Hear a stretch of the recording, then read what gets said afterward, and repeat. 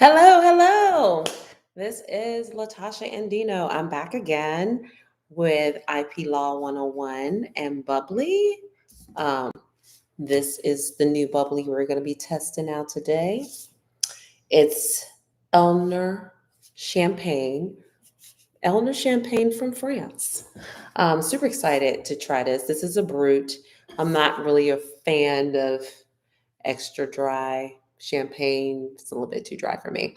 Or extra brut, extra dry brut. So this is like a more balanced champagne. It has three grapes: Pinot Noir, Chardonnay, Pinot Meunier grape, and has a little bit more sugar, but it's supposed to be really creamy. It has hints of lemon peel and um, marzipan, which I am super excited to try. So let's pop it. Let's pop it open. So, how has you guys' day been? I hope fabulous. I have had the longest day ever in life, physically and emotionally draining. But hey, I'm here. We're going to talk about Reesa Teesa. Her husband is threatening to sue her for her story. I must say that she is a FAMU Rattler. I'm a Rattler. Go Rattlers. Proud of her. She's an amazing storyteller. I mean, her story is phenomenal. And it's real. I mean, I live in Atlanta and shenanigans ensue.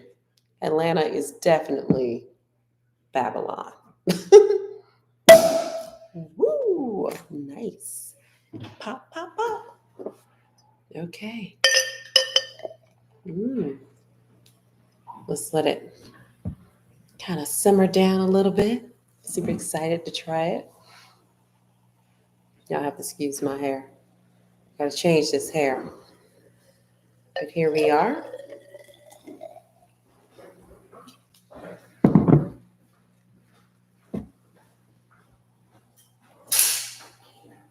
Nice bubbles. Nice color.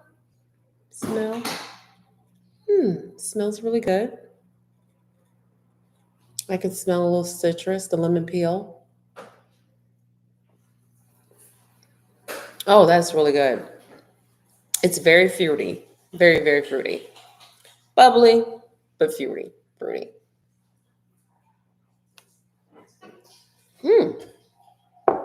Okay. So let's get into it. So, as you guys have probably already heard by now, Reesa Teesa, she told this amazing story about her ex. And she told this story like it was an audiobook. It was a TikTok story. It had 50 parts. I didn't even know about the story. My daughters told me about it. They had already seen it. But like I said, she's an incredible storyteller, and she told this wild story about her ex and just how horribly he treated her and how he was a pathological liar. She never identified him. She was very careful about not trying to expose him or identify him. But of course, there's a lot of detectives out there. They found him. And of course, he denied everything that ever happened in that story. Um, he said that she actually cheated on him and blah, blah, blah.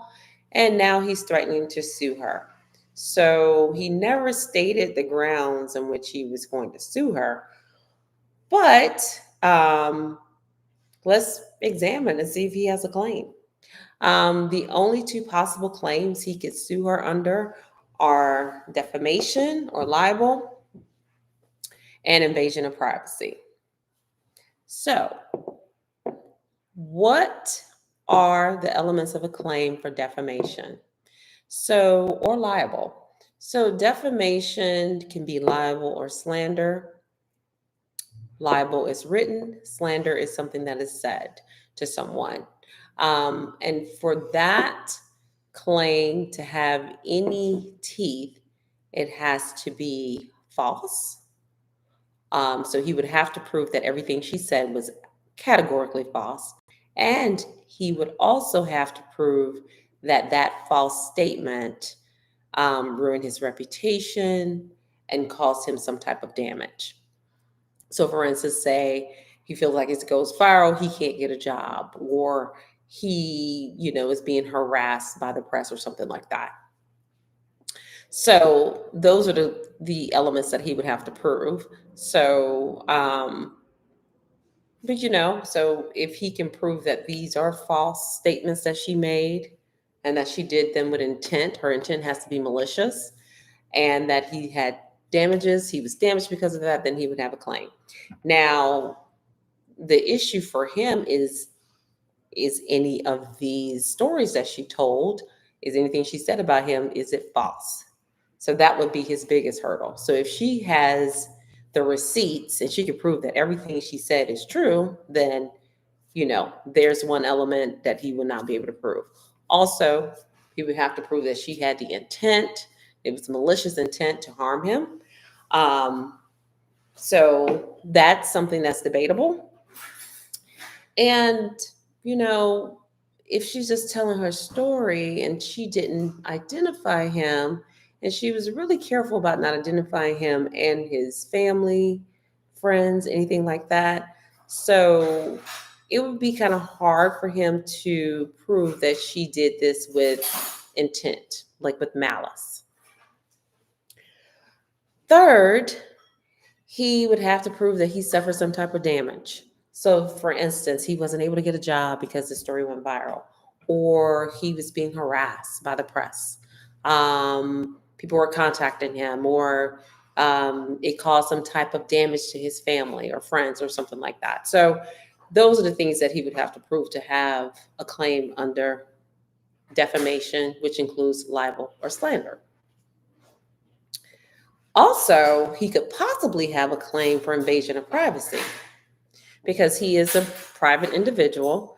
And if she revealed anything in there that was totally private, that would be cause him humiliation, embarrassment, anything like that, then he could possibly sue on invasion of privacy claim.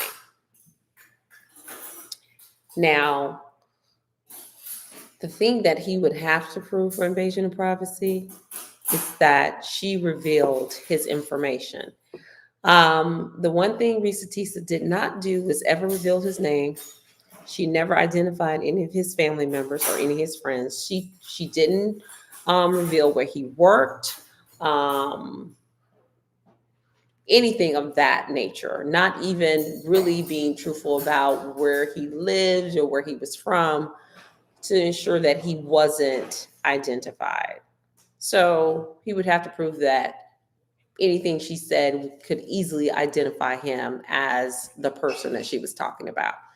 But like I said, she was very careful about making sure to respect his privacy. Unfortunately, we have a lot of very smart people out there. The TikTokers found him. I don't know how they did,